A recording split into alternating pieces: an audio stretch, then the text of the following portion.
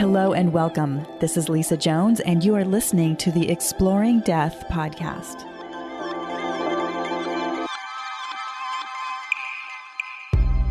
Hello and welcome to the Exploring Death podcast. I'm Lisa Jones, your host, and today I have Elizabeth Boisson with me. She is the president and co-founder of Helping Parents Heal, and she publishes the monthly newsletter and is also the affiliate leader of the Phoenix Scottsdale chapter. Elizabeth's daughter, Chelsea, transitioned in 1991, and her son, Morgan, passed away in 2009 from severe altitude sickness at the base camp of Mount Everest in Tibet. She also teaches yoga for healing grief. Welcome, Elizabeth. Thank you. I'm happy to be here. Thanks for inviting me. Oh, well, I am so happy to have you here. And I love how we got connected because I was actually invited to speak to a Helping Parents Heal meeting in South Carolina. And then I guess it was, sorry, I'm blanking on her name, who runs that chapter. Irene, yeah. Yes, Irene. That's right, Irene. There we go. My brain is spinning out of control here.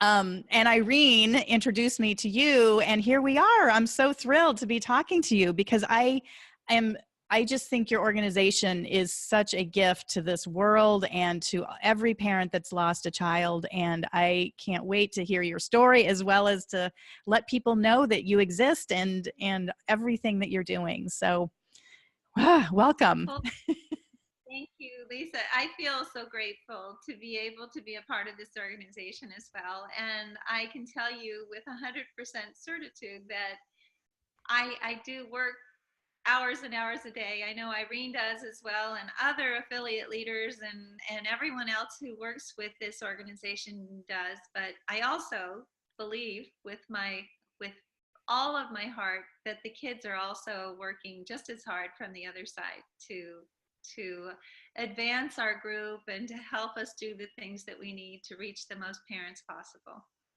Absolutely. So let's see, where do you want to start? Do you want to start by talking about the transition of Morgan, or I think that'd be a good place to start. It would be wonderful.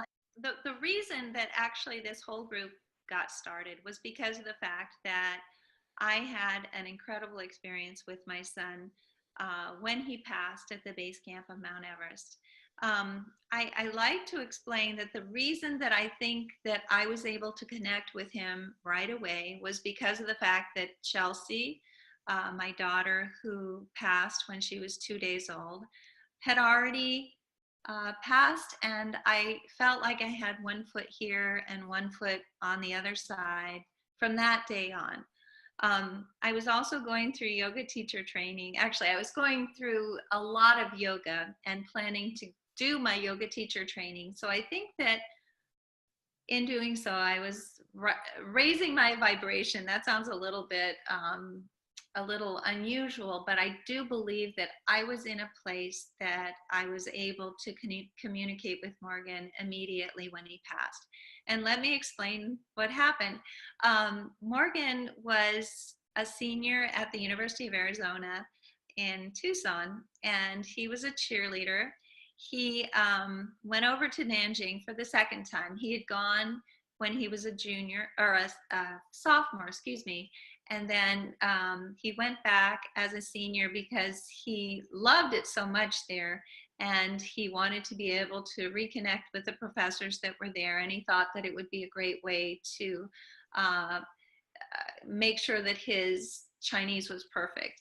So he went to Nanjing, and they decided to visit Tibet, and 13 other students went with him. They landed in Lhasa at 11,000 feet and went up in altitude much too quickly. There were supposed to be 2 professors who were going on this trip, and that's actually the reason that my husband and I decided that it would be okay for him to do so.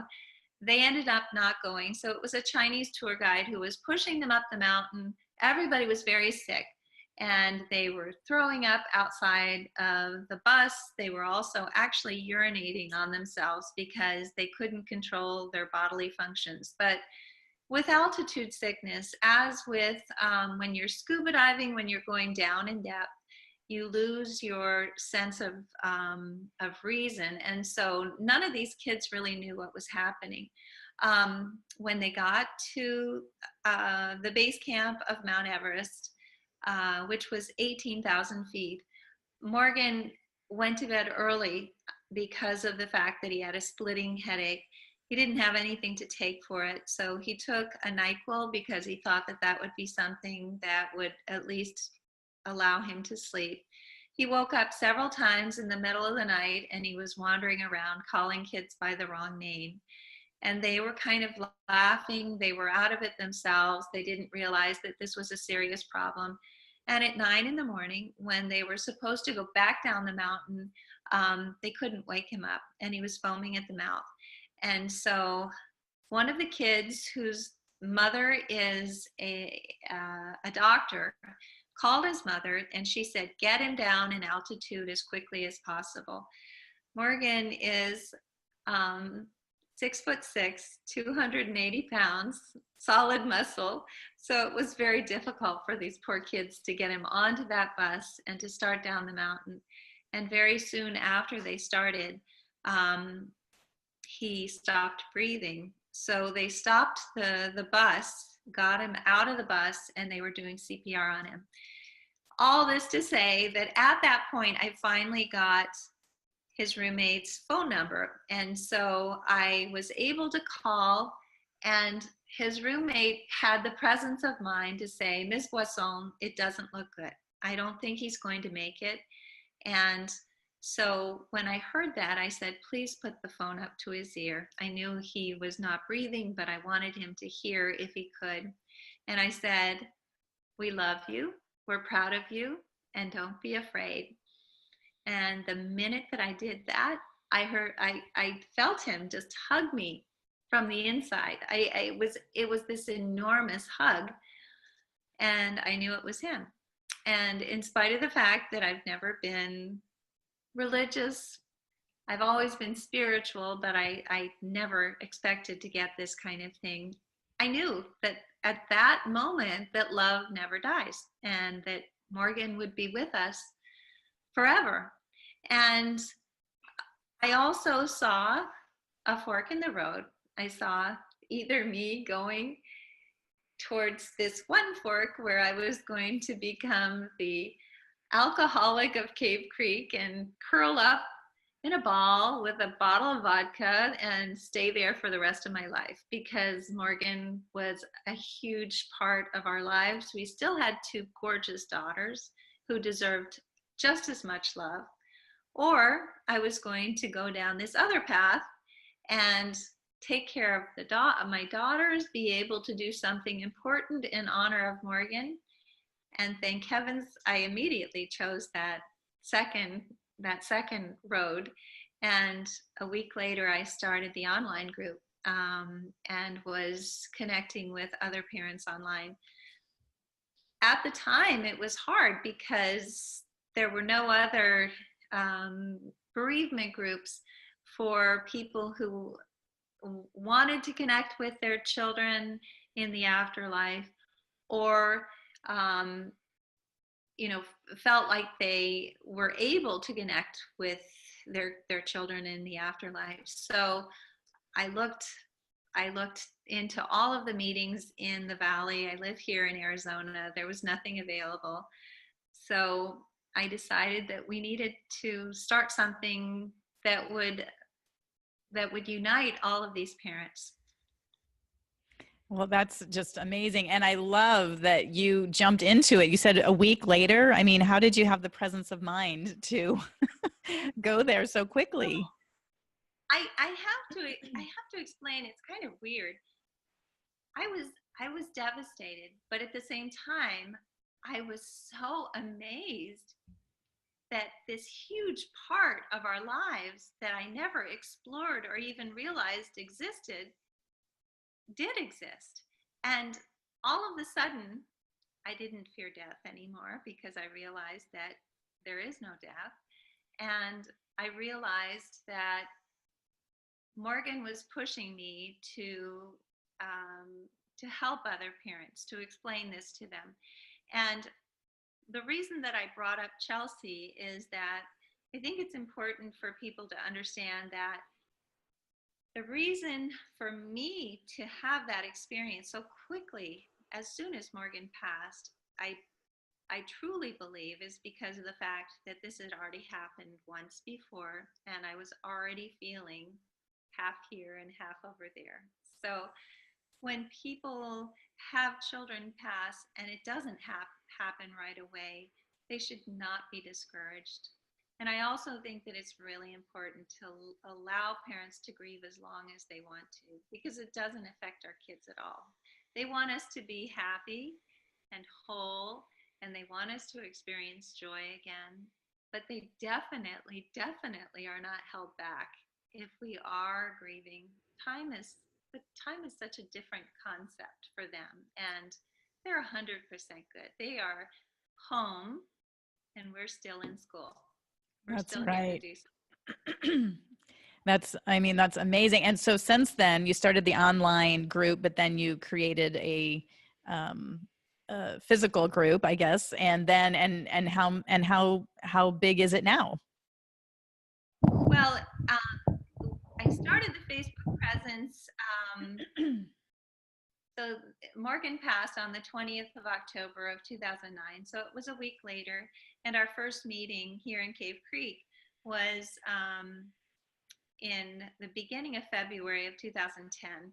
Mark Ireland, who helped co-found the Helping Parents Heal when we became a nonprofit in 2012, was our first speaker at that meeting. He spoke about his book, Soul Shift, Finding Where the Dead Go. That was a whole nother very synchronistic event because his son also passed on a mountain from an asthma attack. And I only know of 3 boys out of the thousands that I know of, or 3 children who passed on a mountain. So anyway, he was a part of that meeting.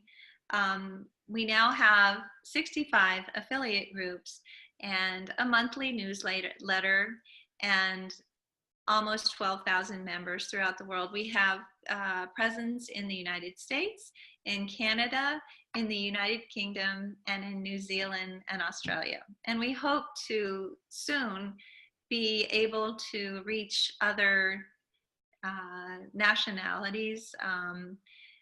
There are a lot of us in the group who speak other languages, which is really helpful, and hopefully that'll be something that will be coming up in the near future.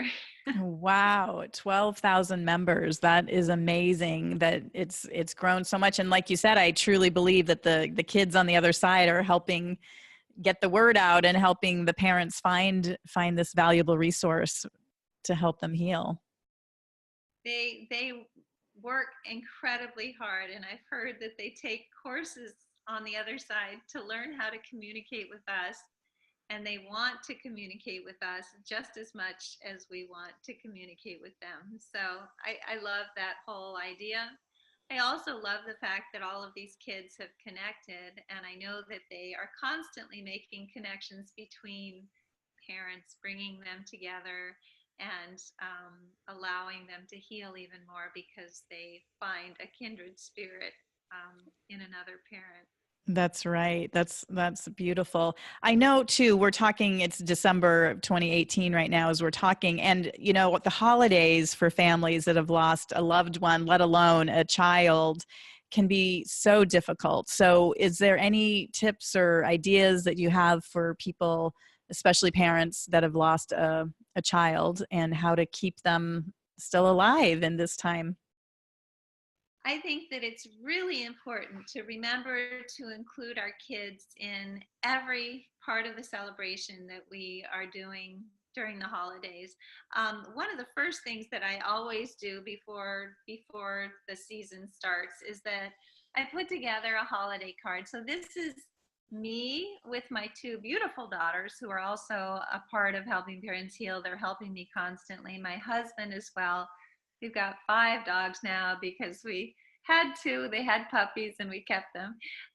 So happy holidays. On the back side of every single Christmas card or holiday card that we send out, we always include a picture of Morgan. Sometimes it's a picture from years past where the whole family is on the card. Sometimes it's just him.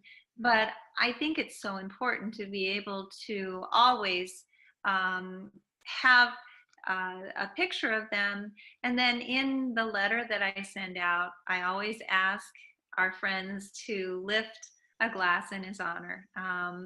And I know that that makes them feel good as well. So that's the first thing that I do before anything else starts happening. I have so many ornaments. This one is from 2011. A lot of these are given to me, so it has Morgan's picture in it. Obviously, Chelsea was too young to be able to have pictures taken of her. But this one was specifically, it's a glass one that has her name in it. These are ones that were done by friends, and I actually, people know that this is the most meaningful gift that I can get during the holidays, is a special ornament that we can place around the house. And then Morgan's nickname was Big Bear because of his incredible bear hug. So this talks about Morgan on this ornament. I have so many more, but I just wanted to show you a few of them. But also, I think that it's really important when you have friends and family over to remember to raise a glass in their honor, whatever it is, if it's grape juice or if it's wine or if it's champagne, whatever you're drinking, just to let them know that you're thinking of them. Not that they don't believe that you're thinking of them, but I think that it's a wonderful gesture. And I think that other family members really appreciate that. And especially if we're able to do that, and show them that we want to continue to honor our children. So many people around us are afraid of talking about our children, especially during the holidays, because they think that it's going to make us sad. It never makes us sad to be able to talk about our kids. It's the most wonderful thing possible. And even if a tear comes to our eyes, which is something that happens, it's because it's a tear of joy. We're so happy that people are still talking about our kids and reminiscing about them. A more extreme thing, and not everybody needs to do this, but it is something that I know a lot of parents do, is to set a place setting for the child at the holiday table and have their picture on the plate, and maybe any favorite items of that, the child there as well. Sometimes it makes other family members uncomfortable, but that's just maybe 5 minutes of being uncomfortable for them compared to a lifetime of being uncomfortable for us when people don't want to talk about our kids. So if you can explain it to your relatives that way, hey, listen, I understand this might make you uncomfortable, but it's something that really is meaningful for me. And hopefully you'll understand that it is just a very short time that you might be uncomfortable about this, but it is something that means so much to us as a family to be able to remember Morgan, Chelsea, any of the other kids who we're remembering during the holidays. That's beautiful. And I think, like you said, the 5 minutes of discomfort that somebody else might feel is just a drop in the bucket compared to what parents deal with having lost a child. And I know recently was the International Candle Lighting Ceremony, which is the second Sunday of every December.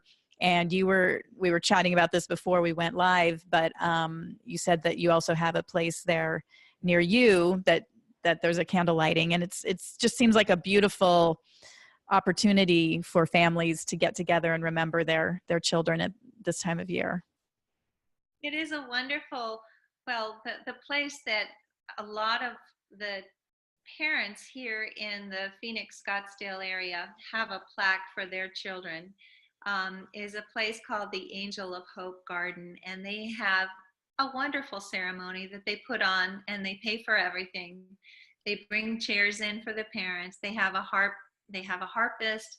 They have someone who stands up at the front and reads off every name of every single plaque. And we each have a candle.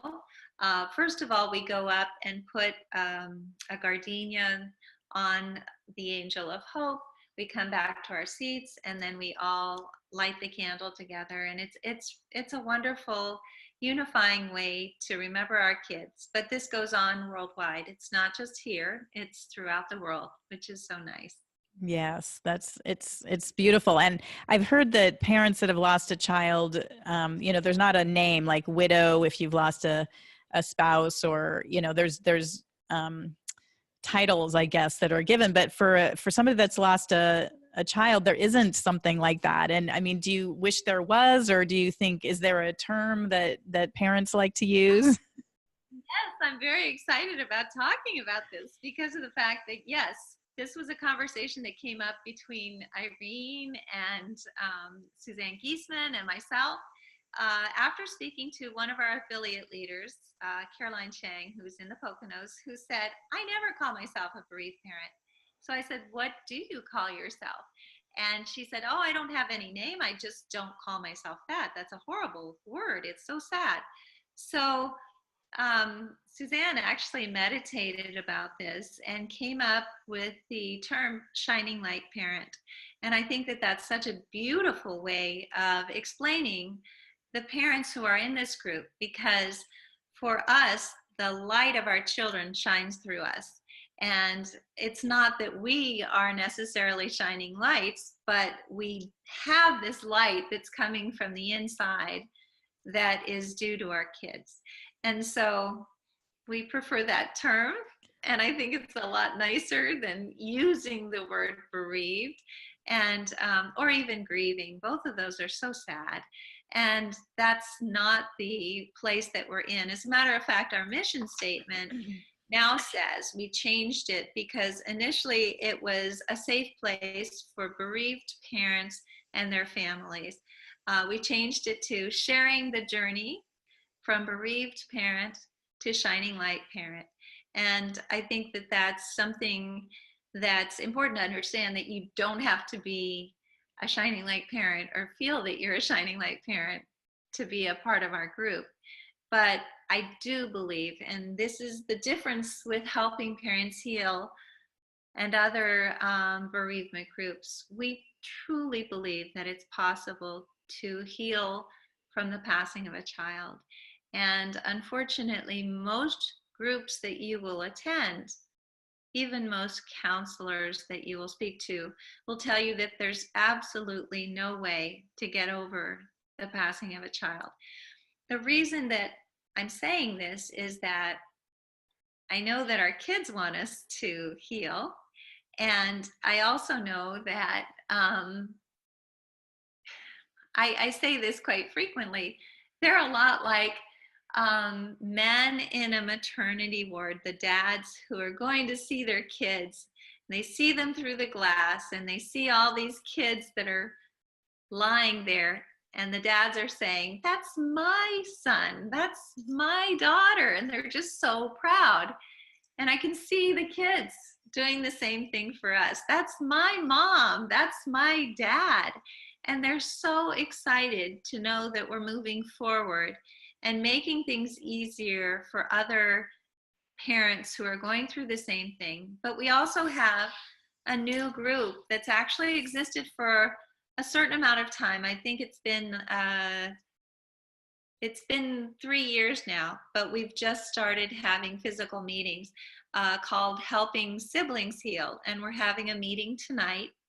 And this is because of the fact that siblings also go through the same difficulties, and we want them to realize that it's possible to heal. And as I say, they have a very hard row to hoe because they feel that they have to cure their parents first, who are so deep in grief. And then after that, they get to concentrate on themselves. So they have a lot of other concerns and and needs that are not necessarily the same that we have, and they don't necessarily want to talk to us about that. They want to be able to talk to their own peers. So we're excited about this meeting tonight as well. Well, that's great, because I totally agree that when you lose a loved one in your life, whether it's, a child or your brother or sister or your spouse or whoever it is, I mean, there's so much opportunity for healing. And as you mentioned, many of the bereavement groups I've found, they tell you straight up that you can't heal from this, that you will never heal from this, and that you're kind of in this stuck place. And in fact, after my husband passed away, I took the kids to a group where they went into another room and did their thing, which was great. But I was in the adult group, and people started sharing their story, and they were telling the same story from 5 years earlier, and it was almost like they were just so caught up in this, the memory of losing their loved one, that they weren't moving forward. And again, everyone can grieve however they want, but I knew in that moment, I don't want to be sitting in this room in 5 years and telling my same story over and over and over. I want to move on. I'm ready to live life and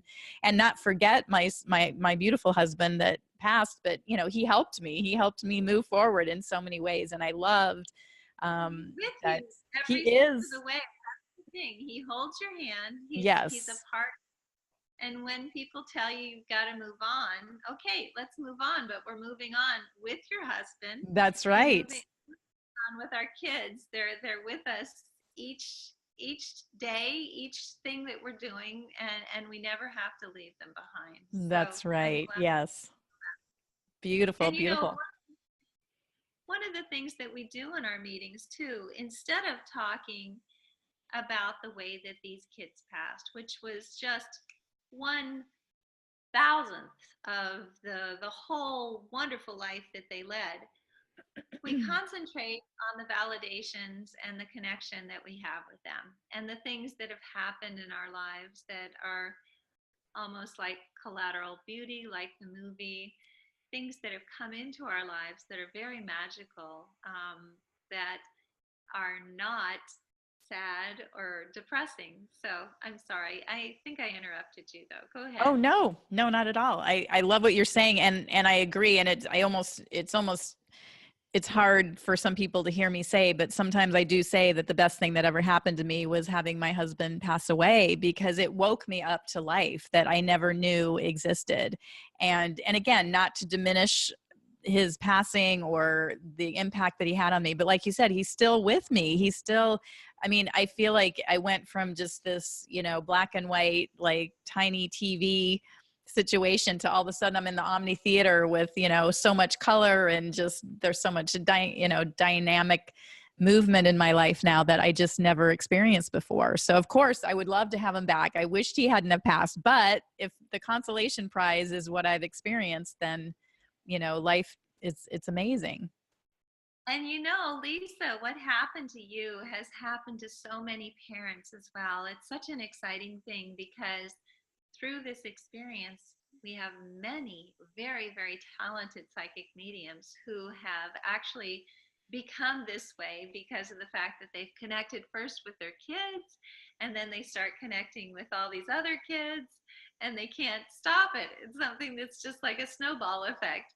But it would never have happened without having our kids be in another room. It's not really like they've passed. I feel like it's as though there's a sheet of wax paper that separates us from our loved ones. And I also believe that when we have our meetings, I can actually kind of close my eyes halfway, especially if the sun's a certain way, and I can see them all hanging around the necks of their parents, and they're there, every single one of them. And they love that we get together, and when we're together, they all get together as well. All these That's kids are all right. together having. That's beautiful. Well, I would love to do a little short reading for you if you're open for that. I would love that. Yes, Okay. thank you. All right. Well, let's see what Spirit has to say. Maybe the kids will come through, and see what they have to say. Okay. So the first card is the blockage card, and the one that comes up is fulfillment. And what Spirit's telling me is that we feel like when we've lost somebody, we don't have the fulfillment anymore. You know, when you've lost a child, it just feels like your life is empty and that you're never going to feel that fulfillment again. But that's not true, because by, by releasing that feeling that life has to be one particular way, it opens up, and that's what you've been able to do. And so the action is simplify. And it's instead of what they're showing me, instead of like running around and being out of control with the grief and the sadness and all of that, but by simplifying and coming to that quiet place within, then the kids are able to connect with you and show you that they're still there. And I think part of it is we make life so complicated, especially once we've lost somebody. It's just, we keep busy. We try not to think about it. We try to push it away. But by allowing us to just let all of that float away and just be super simple, and just look at those signs that they're sending us all the time. Like you said, they go to school to communicate with us. So let's let them, learn their lessons. And the more they communicate, the more you're able to, get the message and understand. And I always tell people, when you think it's a sign, it's a sign. I mean, the fact that you're even wondering if it's a sign, they're tapping you. Right? They're tapping you on the head and saying, I'm here, I'm here. Yes, you're right.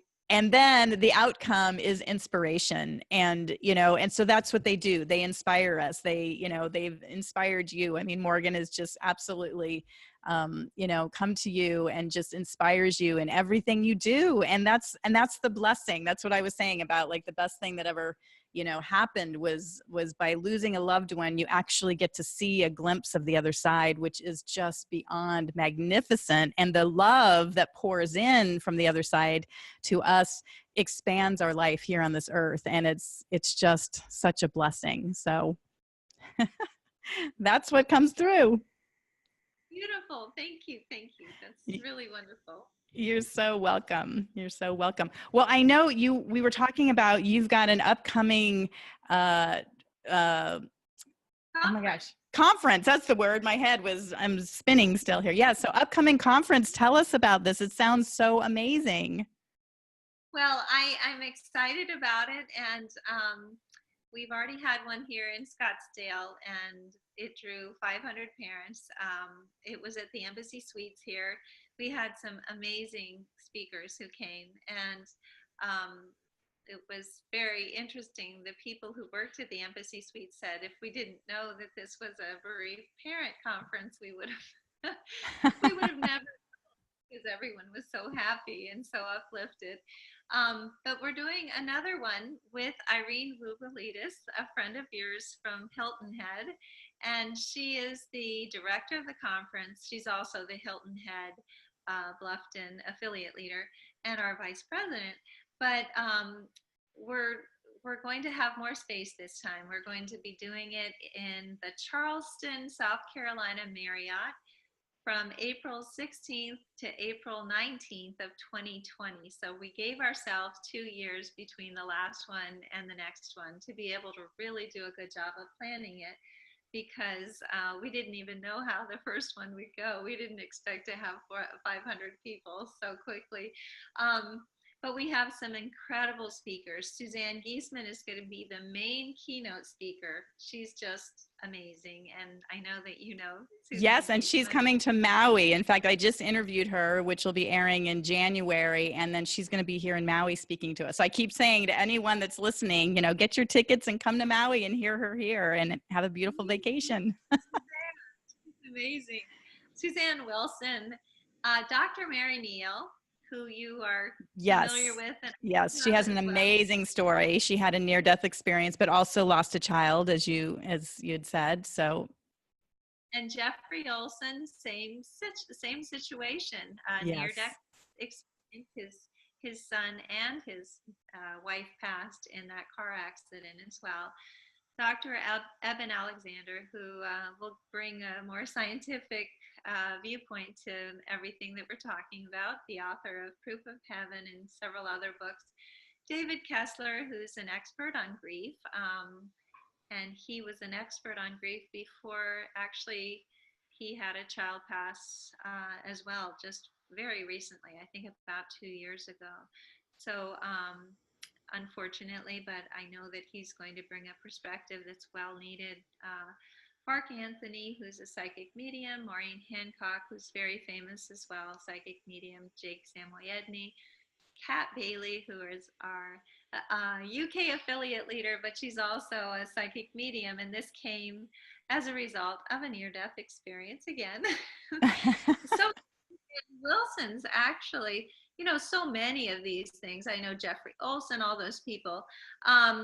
But also we have healers who are going to be there. We have Rick and Beth Olson, who are traveling from Washington State, David Router, who's Australian, and then many other psychic mediums, Jake Samoyedny, let's see, Jamie Clark, Christine Salter, Tina Powers, and lots of others who have said that they want to come, and they need to just make sure that they can arrange it in their scheduling. So it's going to be a wonderful group of speakers, and even more importantly, an incredible group of parents who are going to be there. So we're hoping to have. Absolutely. And are you already selling tickets and things like that? Can they go to your website, or how do people find out more about it? We can't, unfortunately, start that until the 1st of January, because on Constant Contact, it won't let you start. So we are just on pins and needles. Everybody keeps saying to us, when are we going to be able to register? So on the 1st of January, we should be ready. And we're really looking forward to getting that started. Well, wonderful. It's going to be an amazing event. And my goodness, 1,000 parents, shining light parents. I feel like if you were up in space, you would be able to see this beautiful light just coming out of Charleston, South Carolina for those several days that you're going to be there. I agree, definitely. I'm sure that's going to be the case. Absolutely. Well, my goodness, Elizabeth, this was amazing. Thank you for taking the time to speak to my listeners, and for anyone that's listening now that's lost a child, can you give us your website and any other information that, and of course I'll have the links on my site, but go ahead and you can. Thank you. So the website is www.helpingparentsheal.org. So it's fairly simple. We also have a big Facebook presence. One of the groups that we have on Facebook is an online group.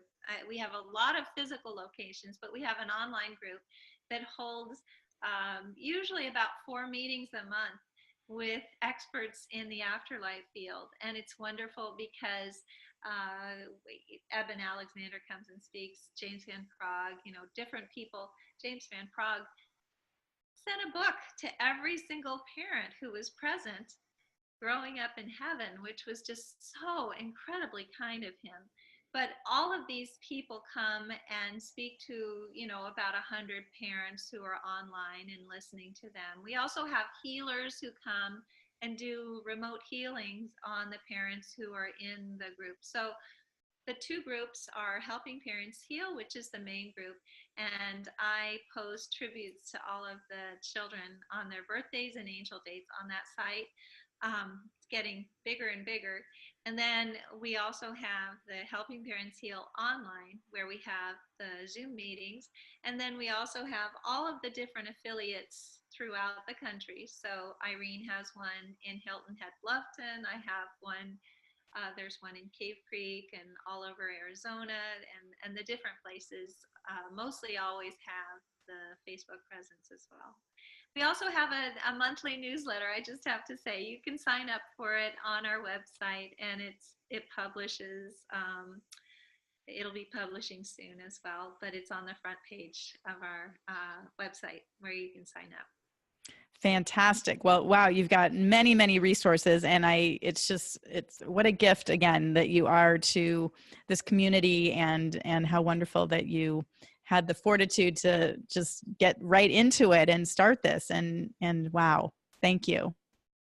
Well, thank you. It has nothing to do with me and everything to do with the kids, but I really, really appreciate you saying that. I feel so grateful for all of their help as well as for all of the help of our affiliate leaders, of our board members, of everyone that's a provider that helps us and that speaks to our online group, and they speak to our meetings throughout the country as well, as you did then in Hilton Head, which is wonderful. So thank you, and Oh, thank you for having me on the show. yes, you're so welcome. Well, have a wonderful day, and maybe we'll see you in Maui sometime soon.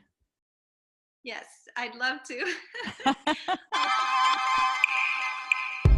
Thank you for listening to the Exploring Death podcast. This podcast is for entertainment purposes only. Before you make any financial or legal decisions, consult a professional. This show is copyrighted by Exploring Death. Written permission must be granted before syndication or rebroadcasting.